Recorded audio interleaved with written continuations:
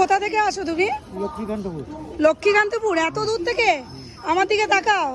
লক্ষ্মীকান্তপুর থেকে হ্যাঁ। এত দূর? প্রতিদিন কটায় বেরাও বাড়ি থেকে? দুটো। আর এই যে ঘুগনি বাড়িতেই বানিয়ে নিয়ে আসো? হ্যাঁ। আচ্ছা, তোমার ঘুগনিটা দেখি তো।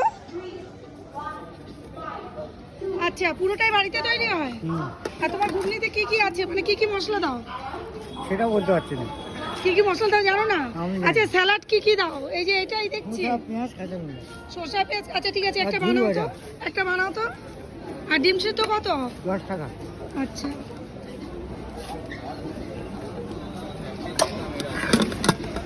তো বন্ধুরা যারা ঘুগনি ভালোবাসেন তাদের জন্য 10 টাকা দিয়ে শুরু। আচ্ছা, তো বন্ধুরা এটা হচ্ছে 10 টাকার ঘুগনি, দেখতে পাচ্ছেন। আর কাকু লক্ষ্মীকান্তপুর থেকে এসে ঘুগনি বিক্রি করছে দমদমে।